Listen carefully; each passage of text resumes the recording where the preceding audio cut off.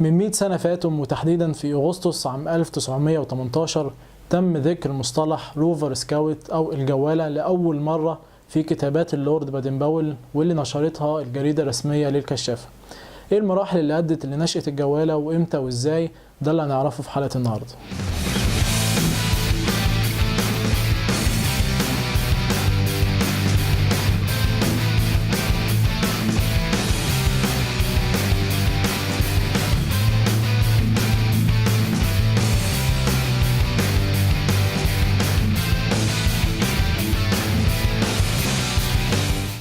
اهلا بكم في قناه هلو سكاوت، معاكم ركمان السليم.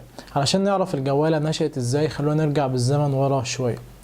بدأت الحركه الكشفيه عام 1907 على يد اللورد الانجليزي بادن باول، بعد ما عمل اول تجربه كشفيه في جزيره براون سي في انجلترا ب20 من الفتيه.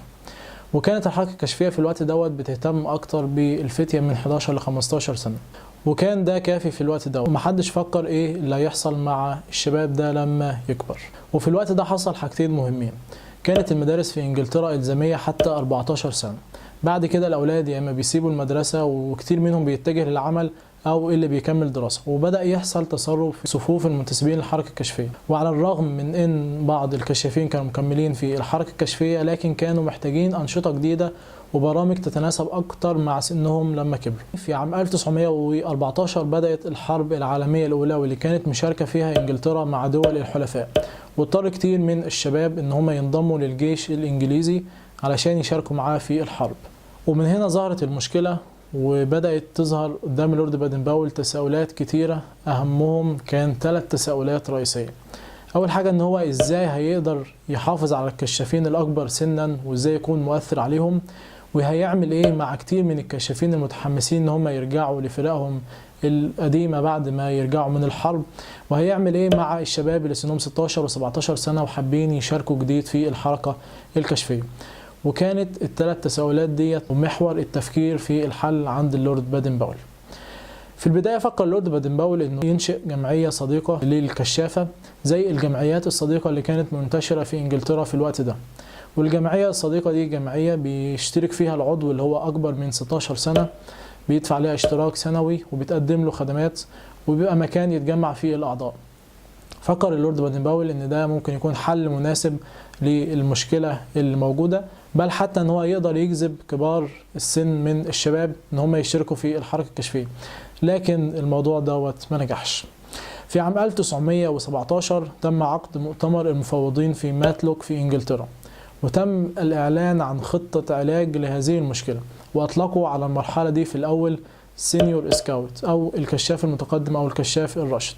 وشمل البرنامج أنشطة الخدمة المدنية زي الإسعافات الأولية، ويتم عمل شارات محددة تتعلق بالعمل في المجال الصناعي والزراعي. وبالفعل في صيف عام 1917 بدأ البرنامج في العمل بهدف إعداد الشباب لعملهم المستقبلي، لكن للأسف الموضوع دوت فشل، وكان له عدة أسباب. كتير من الشباب الكبار في السن هم كانوا بالفعل مشاركين في الجيش البريطاني، وكتير من القادة والمفوضين كانوا مشاركين مع الجيش البريطاني في الحرب، لأن الكلام ده كان لسه في أثناء الحرب العالمية الأولى. فقليل جدا من القادة اللي يقدروا ينظموا تدريبات مناسبة ويقدروا ينفذوا البرنامج ده. في عام 1918 ومع نهاية الحرب العالمية الأولى أعاد اللورد بادن باول التفكير في هذه المشكلة، وأجرى مفاوضات كتير مع اللورد دوبيرج، واشتغلوا مع بعض على مخطط جديد وبرنامج جديد، ويحولوا اسم سينيور سكاوت إلى روفر سكاوت أو الجوالة. تم ذكر مصطلح الجوالة لأول مرة في أغسطس عام 1918 في كتابات اللورد بادن باول اللي نشرتها الجريدة الرسمية للكشافة، وتم نشر البرنامج بالكامل في نوفمبر عام 1919. وفي عام 1922 نشر اللورد بادن باول كتابه الشهير عن الجوالة روفرينج تو سكسس، واللي طور فيه كتاباته عن النجاح، وكانت كتاباته مهتمة أكتر بتحفيز الشباب وإلهامهم.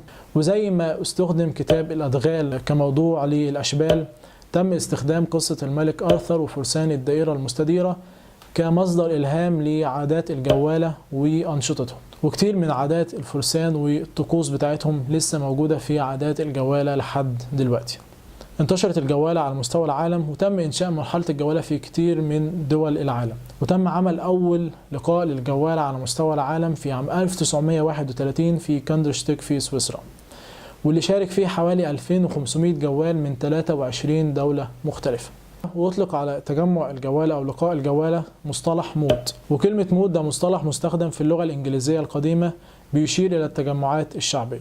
ومن هنا بدأت الجوالة تنتشر حول العالم لحد ما وصلنا إن إحنا السنة دي بنحتفل ب100 سنة على نشأة الجوالة. وبكده يبقى خلصنا حلقتنا النهاردة. لو حابين تستفسروا عن أي حاجة اكتبوا لنا في التعليقات، وما تنساش تعمل لايك وشير وتعمل اشتراك في القناة، واستنونا الأسبوع الجاي وحلقة جديدة من هالو سكاوت. بدأت ماشي. إشارات محددة تتعلق بالعمل في الزراعة والتجارة والصناعة. وبالفعل في صيف عام 1917 ده يا صيف ايه عايزين نبدأ ماشي. بدأت الحركة كده يا ما تبذلنيش يا انا مش عارف اصور كده على فكرة، مش عارف اصور انا اسف. خادم تاني متضحكش.